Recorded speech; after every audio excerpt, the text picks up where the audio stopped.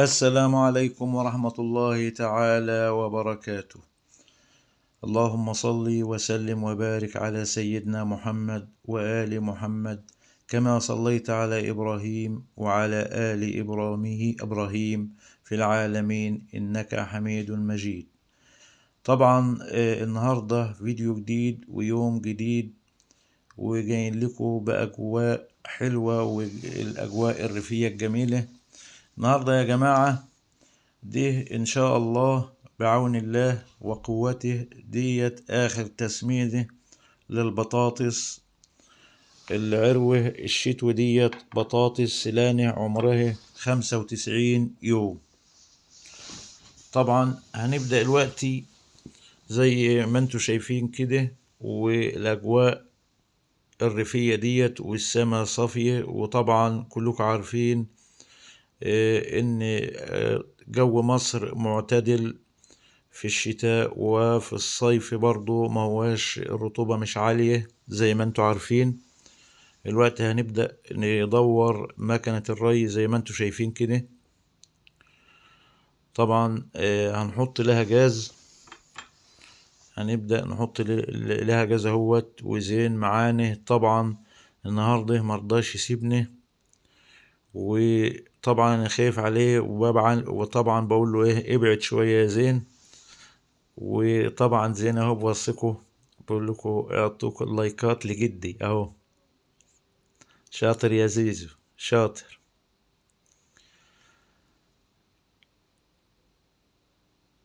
زي ما انتوا شايفين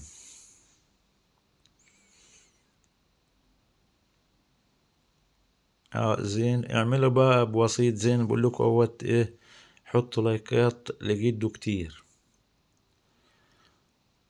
طبعا هنبدأ دلوقتي بان الصورة بتوصف الصورة بألف كلمة زي ما احنا بنقول.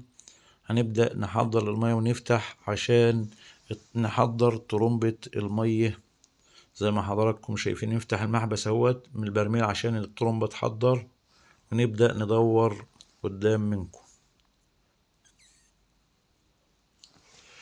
ده برميل متعبى مية باستمرار بنحضر منه، ده بنسميه سمادة.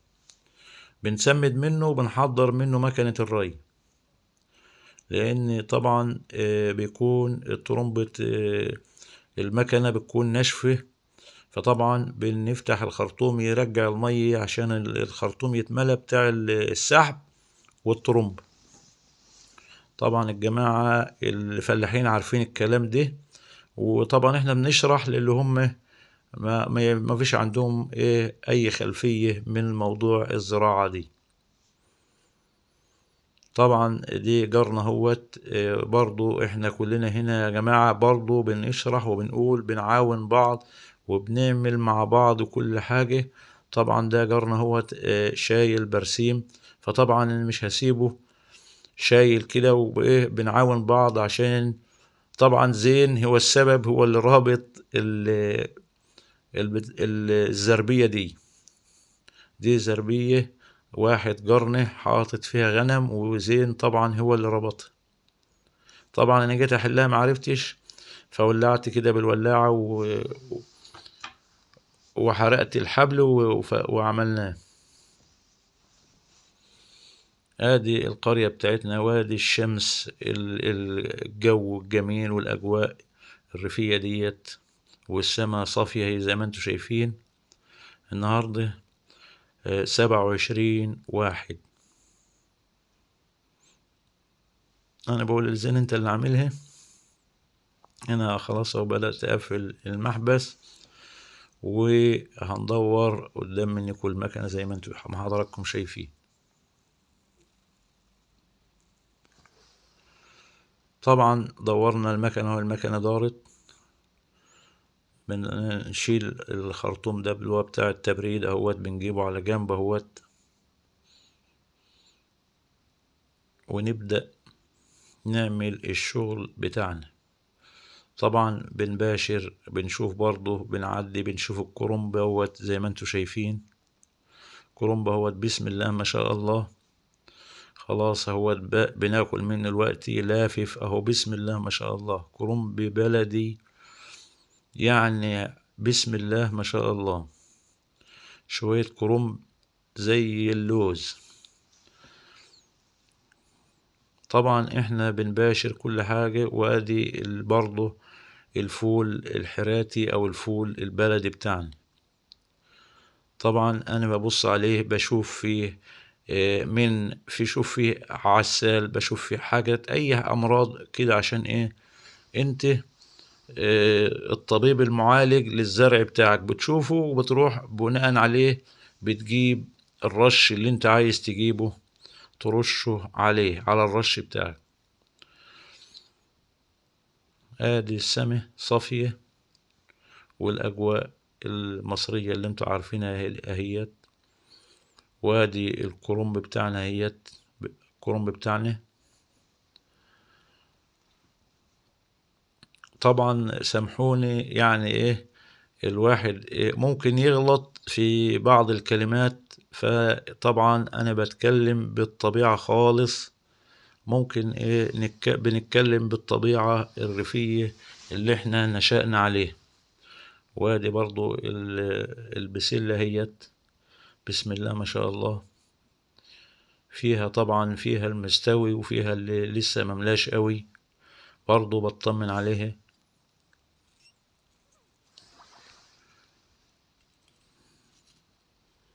طبعا الكادر بتاع الكاميرا بيجيب لكم كل الأجواء الريفية هوت اللي احنا فيه.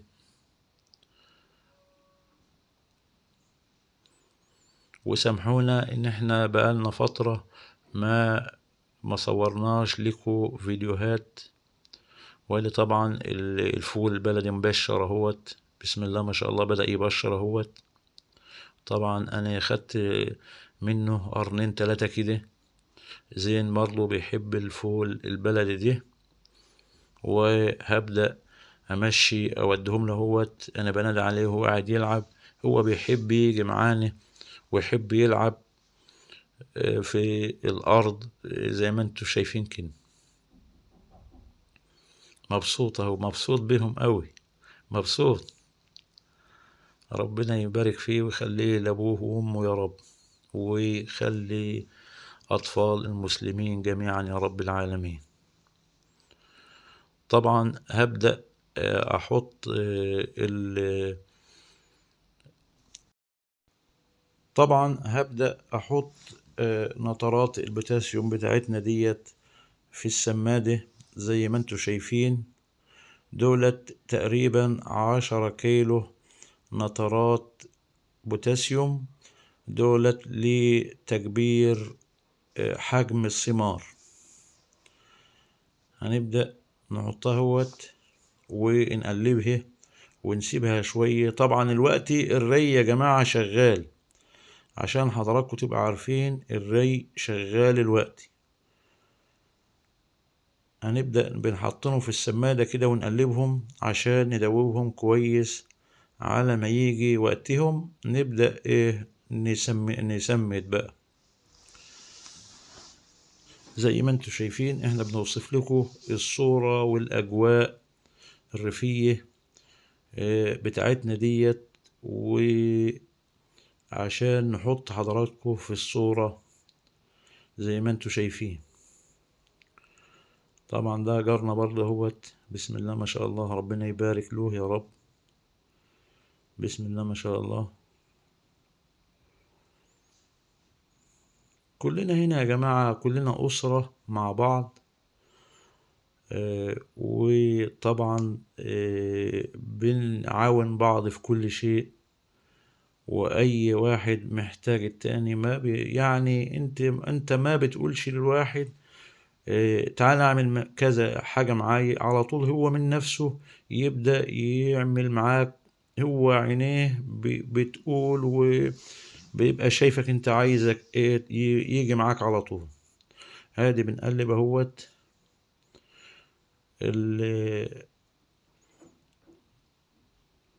في السمادة زي ما حضراتكم شايفين، بنقلبها كويس.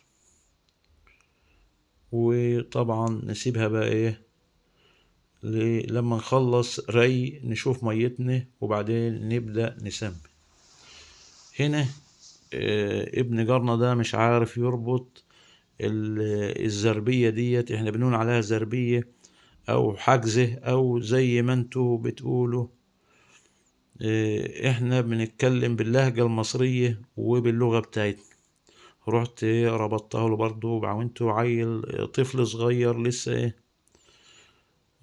بنساعده برضه. مش معقول انت هتبقى شايف. وطبعا هو عرف ان احنا بنصور، فقال لي ايه يا حاج عايز اتصور، قلت له ماشي يا حبيبي. وادي القرية بتاعتنا الجميلة هيت، الاجواء الريفية الحلوة اللي من اروع ما يكون. وهنا زين قال لي يا جدو عايزين شوية بسلة خضرة. هو بيحب البسلة الخضرة وانا برضو والله بحب البسلة الخضرة. فروحت عشان اجمع له شوية بسلة خضرة، بتبقى جميلة زي السكر. بسلة خضرة بلدي من على ابوه. وادي اهيت، وادي الكاميرا بتلف. وطبعا الفلاحين زي ما انتم شايفين كل واحد بيجري على لقمة عيشه. وادي برضه ده البنجر يا جماعة اللي بتعمل منه السكر. ده احنا بنسميه هنا في مصر بنجر. بسم الله ما شاء الله، ربنا يبارك برضه لصاحبه يا رب. ده برضه البنجر ده محصول شتوي. بنشرح لكم وبنوريكم كل حاجة موجودة. لما ربنا ييسر لنا الأمور بنعرفكم ده المحصول ايه وبيستخدم لايه. زي ما انتوا شايفين طبعا كل واحد بيزرع على جسره. زي ما انتوا شايفين ده توم برضه اهوت، وده برسيم بلدي اهو. ده البرسيم البلدي بتاعنا. طبعا بنستخدمه علف للمواشي زي ما حضراتكم عارفين. وادي السماء والاجواء الريفية الروعة. حاجة حلوة وحاجة على ما يرام.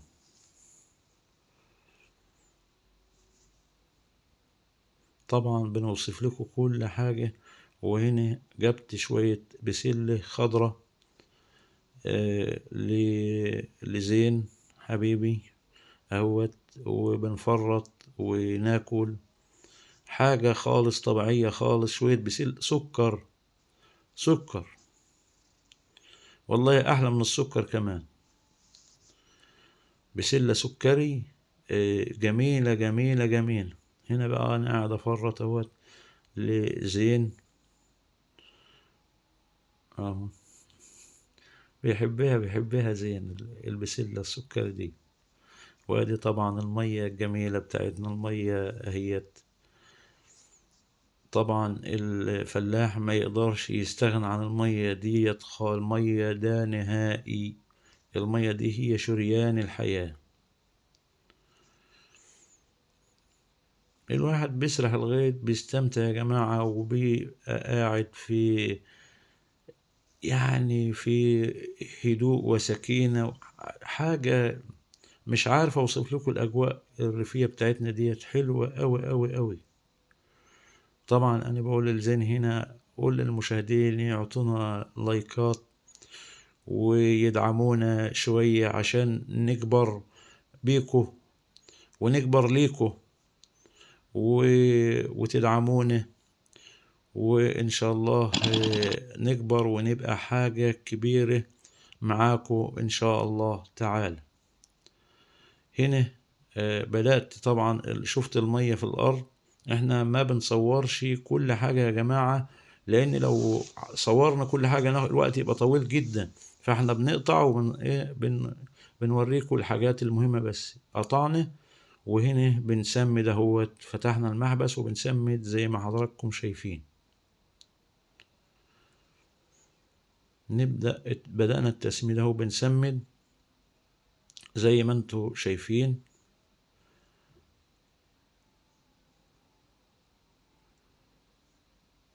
هنا قرب البرميل يخلص اهو من التسميد. طبعا برفع الخرطوم الفوقاني ده بيرمي هنا عشان التسميد، بيلف. خلصنا تسميد اهوت. وهنا بغسل ايديا بقى، عشان هنا يعني فاضل حاجات بسيطة بس ونبدأ الفيديو بتاعنا يخلص. وطبعا ما تنسناش بالدعم والشير والحاجات الجميلة بتاعتكم ديت، ودعمكم مهم ليا. وطبعا انا منكم وانتم مني، ادعموني و... واعطونا لايكات، واي واحد بيكتب اي كومنت انا برد عليه وبهتم بجميع الكومنتات. وطبعا اهتموا بنا واعملوا لنا لايك وشير والحاجات الجميلة بتاعتكم ديت. وهنا بطلنا مكنة الري زي ما انتم شايفين. والسلام عليكم ورحمة الله وبركاته.